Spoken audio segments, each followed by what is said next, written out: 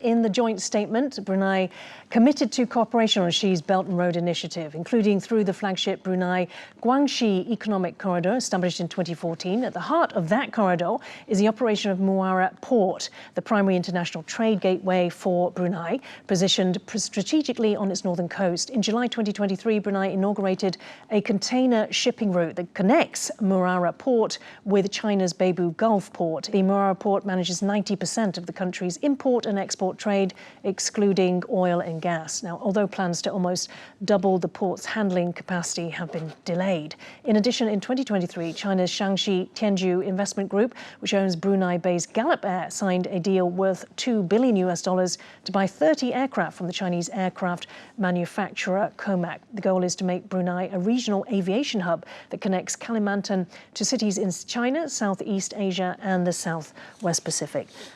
So, Professor Huang, let me ask you, the Panama Canal obviously has put China's global port operations under the spotlight. How would you assess the strategic value, a security value as well, of Muara Port?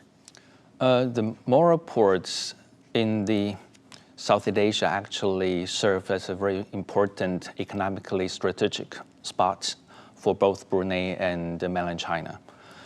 If you look at the map, this port is located in a very good location where it can serve as one of the main routes for countries like Malaysia or Brunei to ship its goods to mainland China or from mainland China to Brunei and Malaysia. So strategically and economically, I would say this port has been largely ignored by a lot of people in the past. And why was that? Because Brunei is a small nation, and Brunei has been dependent largely on natural resources, especially energy resources. But in recent years, the advantage of Brunei over on natural resources has been diminished. So people tend not to look at Brunei as a very important strategic actor in the region. But with the signing of this bilateral agreement with Beijing, and with the planned quadripartite growth area among Indonesia, Malaysia, Brunei, and the Philippines, I think. So these ports, actually, I doubt it could have a lot of capacity to help mainland China open its future economic or trade exchanges with Southeast Asia. But for Brunei, I think it's very important, and it will remain important, not only for Brunei to cooperate with mainland China, but also with Japan, Korea, and probably some India, probably. Okay. And Vincent, what do you make of the sort of security value of this particular port, given it's, on essentially the South China Sea? So I think it's still a question at this point, because certainly, Chinese and Brunei cooperation on this Muara port is not new. I mean, I think they've been working together since 2017. They've announced a new expansion initiative. I think that's supposed to be done in about 2 or 3 years.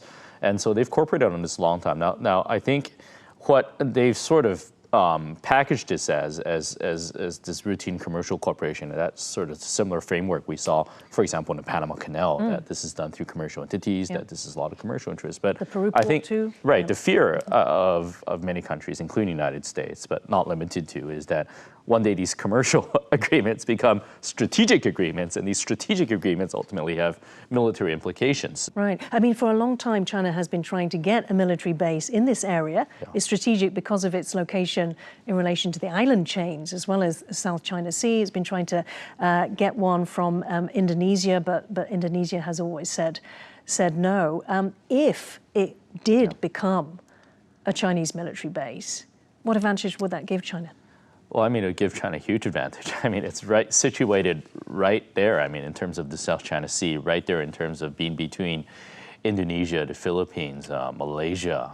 It's situated right there in terms of what the U.S. is hoping to do of building, I think, a more secure first island chain. So, again, I suspect the long-term answer is that China does want something there in terms of a defense corporation. But I do think we're going to see a lot of pushback, and I'm not sure whether this is something that is in Brunei's interest. Certainly, I think Brunei is part of ASEAN. They're really good member of ASEAN. They're not like Laos and Cambodia, where a lot of members actually do have active opposition to what they're doing. And so I think Brunei's, I think they would be careful in terms of how they deal with it, and careful in terms of disallowing this port and Chinese usage there to become a thorn kind of in ASEAN's positions on the South China Sea, I think. Okay. Yeah. Now, Thai Prime Minister Paetongtarn Shinawatra was also a guest at the Asian Winter Games. Shinawatra made China her first foreign destination, marking the 50th anniversary of diplomatic relations between the two countries. Before her departure, she ordered the suspension of internet and electricity to areas on the Myanmar border to thwart the operations of illegal scam centres located there. The Thai cabinet also approved the second phase of the China-Thailand high-speed rail project. Both moves were seen as gestures to support China. The route of the high-speed rail stretches between Kunming in China and Bangkok in Thailand, running down through Laos. Professor Huang, so what benefits does this kind of trans-regional infrastructure bring to China in terms of the Belt and Road? So far, this high-speed rail warfare between mainland China and Japan has been determined by the quantity of high-speed rail projects, either ongoing or finished already. So in this case, you see from Kunming to Vientiane, actually there has been a high-speed rail project completed by mainland China, and all the systems and all the rules, regulation, even uniforms, to my best knowledge. No, maybe not uniform, but the way to serve, have been in accordance with mainland China's high-speed rail system. So from Vientiane to Bangkok, it doesn't make sense if this Vientiane-Bangkok system is a Japanese system, because you need to have the two high-speed rail systems integrated so that it makes the best economic benefits for all the countries involved. But for Japan or for other countries that look at the influence of Beijing over South China Sea, I think the control of the high-speed rail system will be something that needs to give more attention to in order to make sure that mainland China is not going to grow and become one of the most influential state actor in the region. Right, yeah, which it looks like it's rapidly becoming that.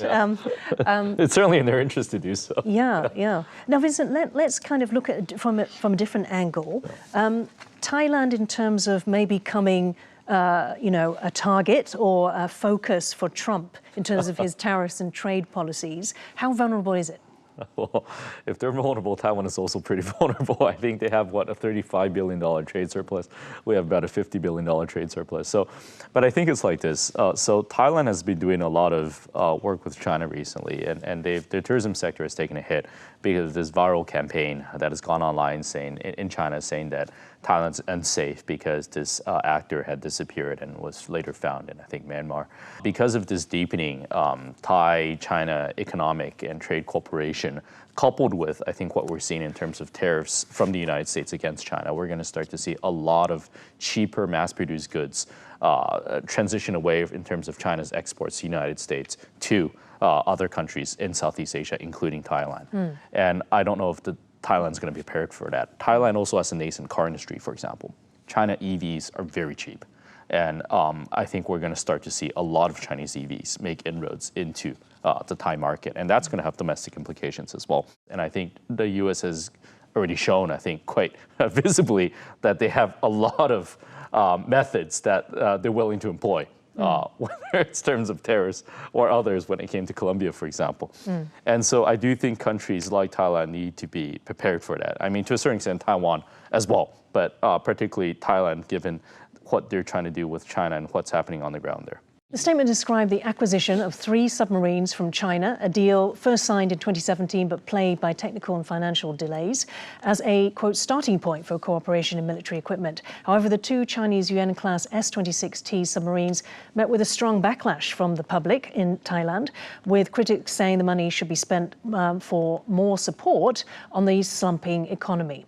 Professor Huang, let me ask you, how would you characterize the sort of nascent security or military relationship between Thailand and China in the context of the fact that Thailand is the US's only treaty ally in Southeast Asia, and there's a military base there. They have extensive, deep cooperation, people to people, training, all these exchanges. It is a consequential military relationship that Thailand has with the US. Yes.